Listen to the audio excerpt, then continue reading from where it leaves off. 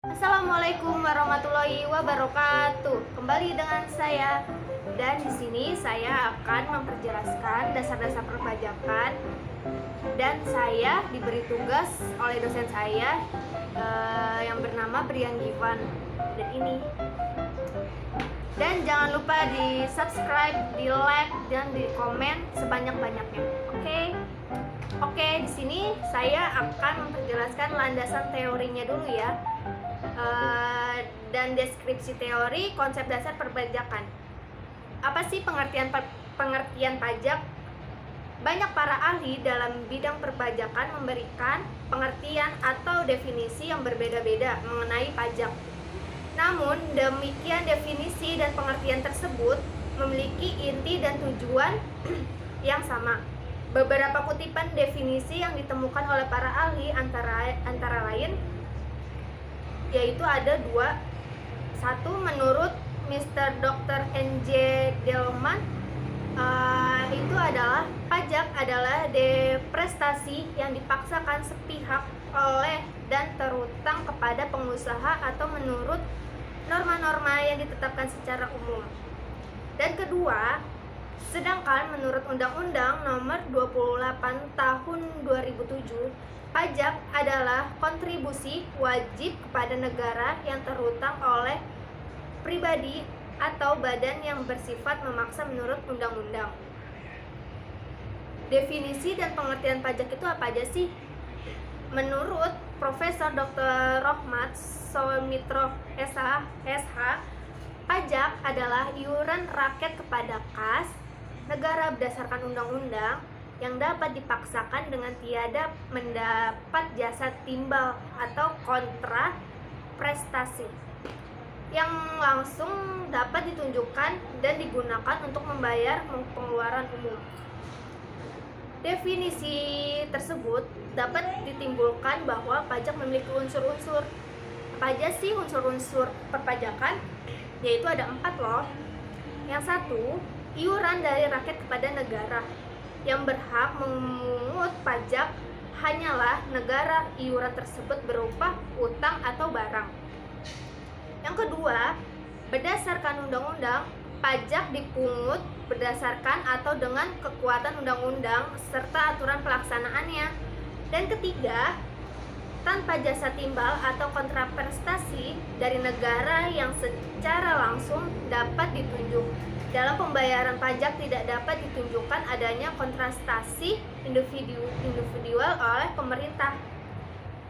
Dan keempat, digunakan untuk membiayai rumah tangga negara, yakni pengeluaran-pengeluaran yang bermanfaat bagi masyarakat luas. Apa aja sih fungsi-fungsi pajak? Fungsi pajak itu ada 2 loh. Yang satu, fungsi budgeter atau sumber dana bagi pemerintah. Fungsi ini bertujuan untuk memasukkan penerimaan uang untuk kas negara sebanyak-banyaknya, antara lain mengisi APBN sesuai dengan target penerimaan pajak yang telah ditetapkan, sehingga posisi anggaran pendapatan dan pengeluaran berimbang balance budget tercapai. Dan yang kedua, fungsi regulen atau mengatur. Fungsi pajak yang serta tidak langsung dapat mengatur dan menggerakkan pengembangan sarana perekonomian nasional yang produktif. Adanya pertumbuhan perekonomian yang demikian, maka akan dapat pertumbuhan objek pajak dan subjek pajak yang baru lebih banyak lagi, sehingga basis pajak meningkat lagi. Dan sini ada jenis-jenis pajak, yaitu ada dua golongan. Yang satu, menurut golongannya pajak langsung, dan kedua, pajak tidak langsung. Apa sih itu pengertian pajak langsung? Itu pajak yang harus ditimbul sendiri oleh wajib pajak dan tidak dapat dibebankan atau dilimpahkan pada orang lain. Contohnya pajak penghasilan. Dan yang kedua, pajak tidak langsung, yaitu pajak pada akhirnya dapat dibebankan atau dilimpahkan kepada orang lain. Contohnya pajak pertambahan nilai. Dan menurut sifatnya, pajak itu ada 2, yaitu pajak subjektif dan objektif. Apa aja sih pengertian subjektif? Yaitu pajak yang berpangkal atau berdasarkan pada subjeknya, dalam artian memperhatikan keadaan diri wajib pajak. Contohnya pajak penghasilan.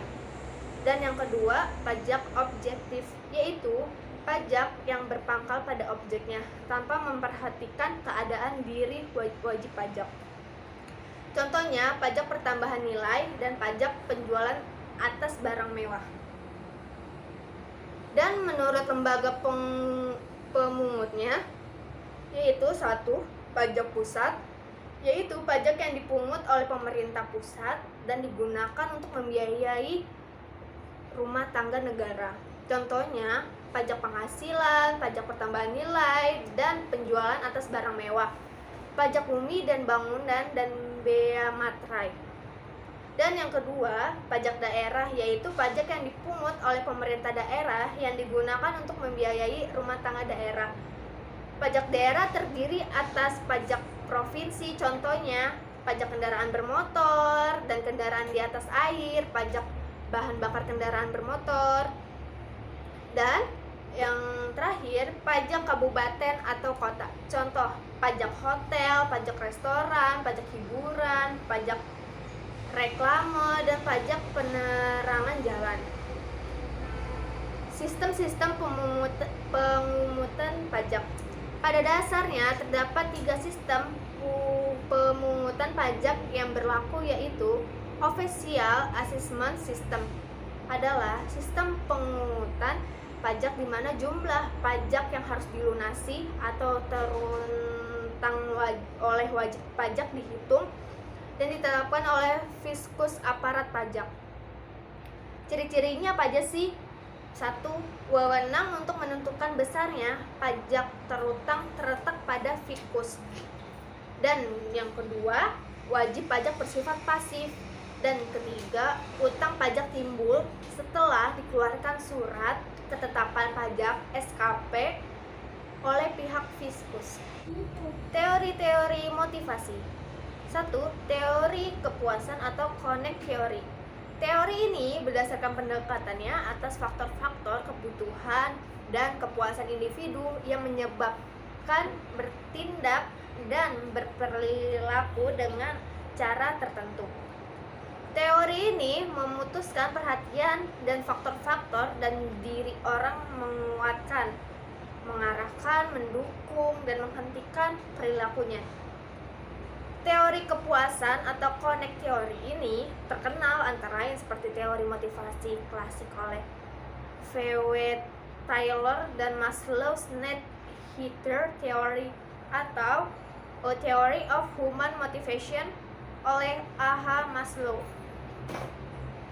Teori motivasi klasik. Menurut teori ini, motivasinya hanya untuk dapat memenuhi kebutuhan dan kepuasan biologis saja. Dan berikutnya, MS Maslow Need Theory. Dasar teori ini adalah ada 3 loh. Yang 1, manusia adalah makhluk sosial yang ia selalu menginginkan lebih banyak. Keinginan ini terus-menerus baru berhenti jika akhir hayatnya tiba. Dan yang kedua, suatu kebutuhan yang telah dipuaskan tidak terjadi alat motivasi bagi pelakunya. Hanya kebutuhan yang belum terpenuhi yang menjadi alat motivasi. Dan yang terakhir, kebutuhan manusia ini bertingkat-tingkat atau hierarki sebagai berikut, yaitu contohnya yang 1, physical needs, yang kedua safety and security needs, dan yang ketiga affiliates or competence needs, dan yang keempat esteem or status needs, dan yang terakhir self education. Maaf ya kalau misalkan ada salah kata-kata, soalnya nggak jago Inggris. Dan di sini ada gambar Maslow Need Hierarchy Theory, dan ini bisa dilihat ya. Dan yang kedua, teori proses atau proses teori. Teori proses ini terkenal atas Satu, teori harapan atau expansion theory. Teori harapan ini dikemukakan oleh Victor H. Veron yang menyatakan bahwa kekuatan yang bermotivasi sesuai seseorang untuk melakukan sesuatu tergantung dari hubungan timbal balik antara apa yang ia inginkan dan kebutuhan dari hasil yang dia lakukan. Dan di sini saya akan jelaskan perangkat dari uraian yang ada di atas, maka model penelitian disajikan sebagai berikut. Dan ini bisa dilihat sendiri. Oke Oke guys, dan udah kan, udah saya jelaskan.